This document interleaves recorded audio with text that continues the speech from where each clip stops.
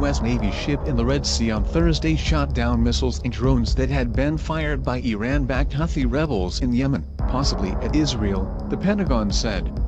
3 land attack cruise missiles and several drones were intercepted by a destroyer, Pentagon spokesman Brigadier General Pat Ryder told reporters.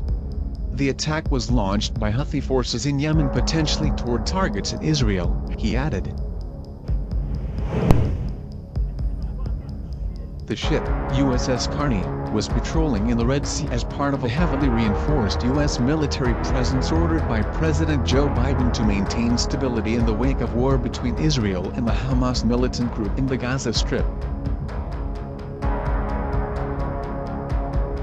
Ryder said that missiles were fired from Yemen, where the Iranian-backed Houthi rebels are at war with a government backed by a Saudi-led coalition. He said there were no U.S. casualties and that the intercepted missiles likely fell in open water, not over land.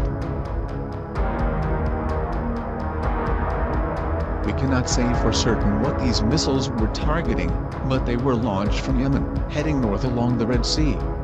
Our defensive response was one we would have taken for any similar threat in the region, he said.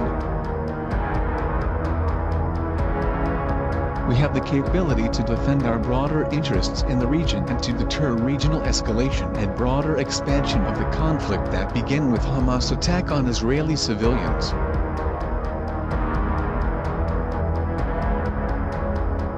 Biden has ordered increased air and naval assets, including dispatching 2 aircraft carriers to the Middle East to guard against the Israel-Hamas war spilling over in the Tinderbox region.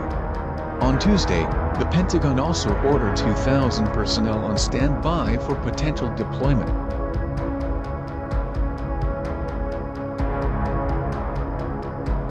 Defense Secretary Lloyd Austin said the deployment would allow the United States to respond more quickly to the crisis, while the White House stressed it did not intend to put U.S. combat forces on the ground.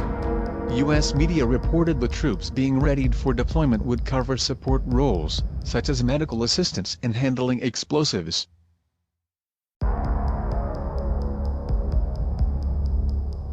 Biden flew to Israel in a dramatic show of U.S. support this week and was due to speak from the White House later Thursday in a speech urging Congress to fund military backing for Israel and another embattled U.S. ally, Ukraine.